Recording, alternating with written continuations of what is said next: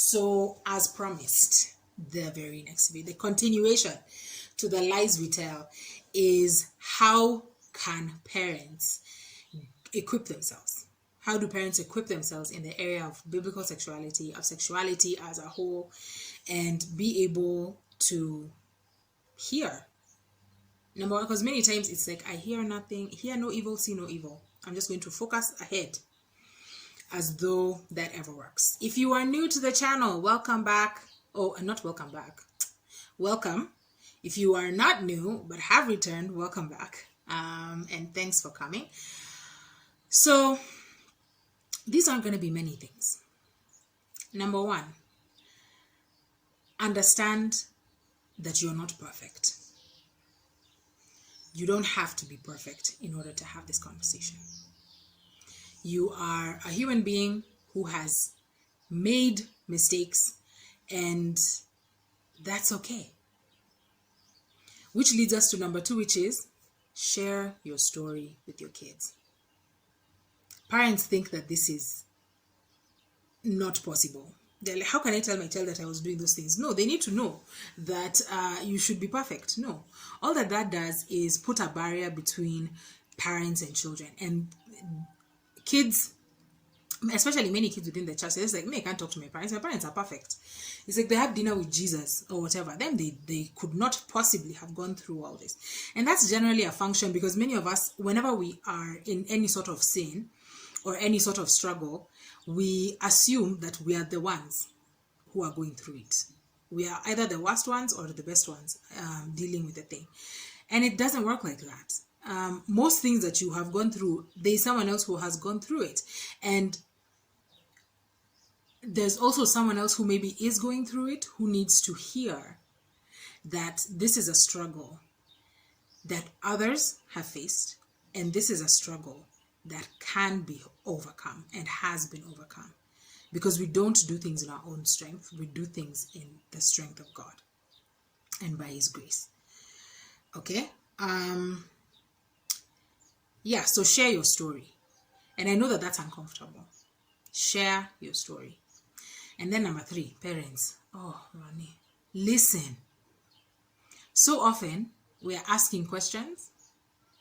We're answering questions that we have in our minds that our kids are not even asking yet. Actually listen to what they're saying. Then you know how to answer the question. You know how to help in the situation. You know what you need to provide. You know where you need to equip yourself. Actually listen to your kids. And not just that, we are sitting down today and we're talking about sex. Tell me what you think about sex. That's not how it works. Not how it works. Have in your regular conversations, when you're talking about something that they've seen on YouTube, when you're talking about a musician that they like, or even sometimes when you're yelling about why they shouldn't be listening or watching or doing some sort of thing, listen to the responses that your children are giving you. Listen to the way that they're saying certain things. Listen to your kids. Yeah, as Africans, I think we have learned from our parents that, our parents tell their children things. But there's value in listening so that you can actually respond to the issue at hand. So that you can actually see, maybe she's going on a tangent, or wow, okay, she's really got a handle on whatever that is that you're talking about. Yeah. Or maybe, is it very biblical? Maybe we need to delve further into that conversation. So focus on those three things. Then now, equip yourself and start today. And I don't mean now search on the internet, go on the internet and search masturbation, what to tell my kids. Okay? There are loads of programs that you can get involved in. But the one thing that I want to tell parents, these are the red flags. I have especially two of them. One, the training that's just a one-off. Well, it's just one-off trainings, and that's just going to be enough. We'll talk to them that one time about masturbation. And this is not just their coaches who are saying this. This is many parents' mindset. This is going to take time. This is an everyday, long haul kind of situation. If you start working with a coach, you'll be working with them in the long term, for the long run. because they're developing a relationship with your children. They're teaching them accountability, responsibility. What does it actually mean? Is my sexuality just for enjoyment, or do I have a duty when it comes to my sexuality? What does the word duty mean? Is it just bad? Because that's what many people think. All of that is going to take time. It's going to be years. This person is in your life. So evaluate properly, because your children will be looking to them. You will be looking to them. So this is someone you're inviting into your family. You have to be honest and give them access. The other warning, red flag that you should be looking, you should look out for is people who just want programs for your children. The scriptures tell us that parents train up a child in the way that he should go. Deuteronomy talks about training your child daily in the way that they should go. You are part of the equation. Any kind of coaching or whatever, where you're outside of a thing looking in, then they're just going to influence your children and make sure that your children are having a good time and your children are fine by themselves, is dangerous for your kids and it's dangerous for you. Not because necessarily people only have malice or bad intentions towards your kids, but because your children need you more than they need that coach. They need you in their life. It's not that they don't need whoever it is that you're working with, but they need you in their lives to be able to communicate, to be able to run to. You are their parents. There are some situations. And I remember just going through something, and it's just like, I want mommy. I'm just a full grown woman, but I just want my mom. I just want my dad. I just want to talk to my parents. I want to hear their voices, and I need them to tell me that it's going to be okay. You're going to be able to get through it. Don't put a barrier to entry when it comes to sexuality. Or let me say, don't put another barrier to entry when it comes to sexuality and conversation. Okay? What you should actually look for: somebody who is passionate, and somebody who is comfortable, and somebody who is Christian. Evaluate these people. Have a conversation. Don't just bring people on and be like, oh, no. Have a session for parents.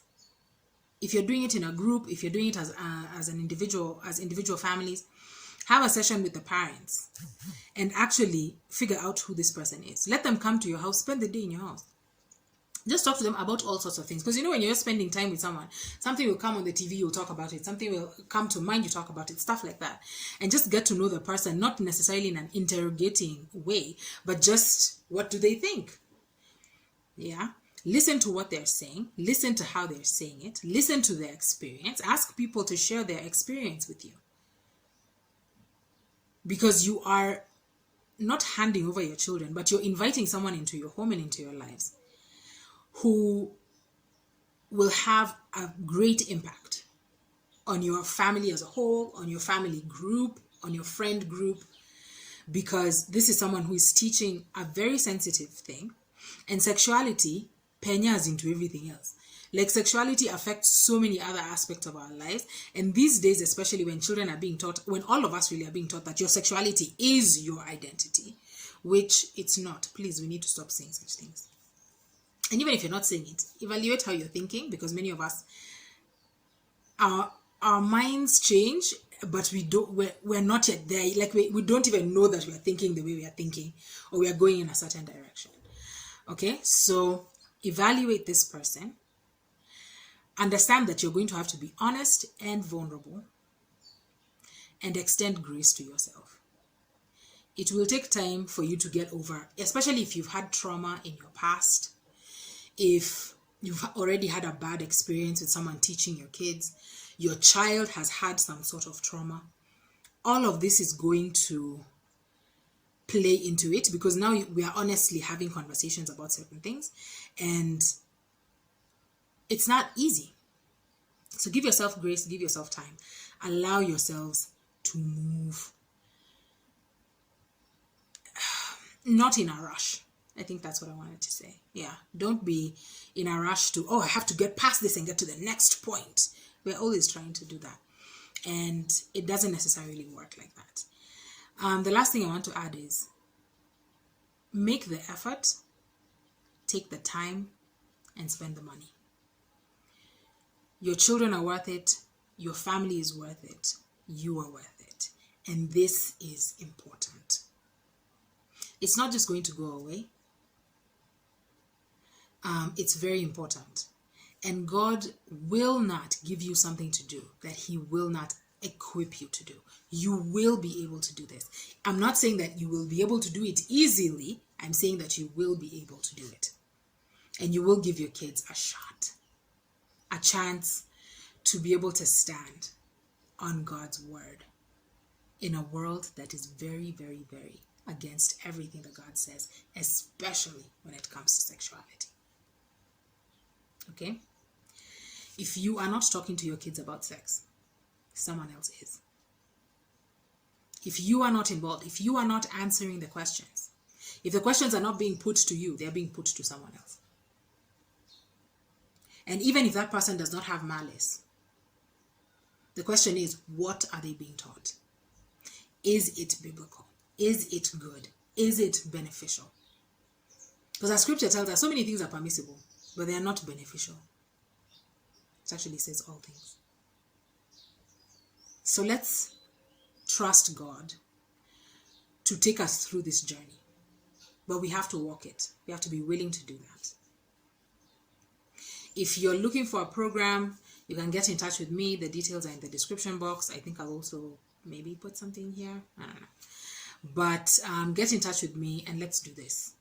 Because usually, sometimes you feel, if you're alone, it's overwhelming. If we are together, then at least we are together. It's like if you're walking at night, if you're with someone else, you feel a lot safer than when you're alone. So I think I'll end that there. Let me know what you think in the comments. Please, you can say what you feel. Just please be respectful about it. Be kind and gracious to others and to me.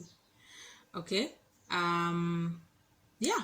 May the Lord bless you and keep you and cause His face to shine upon you and be gracious to you.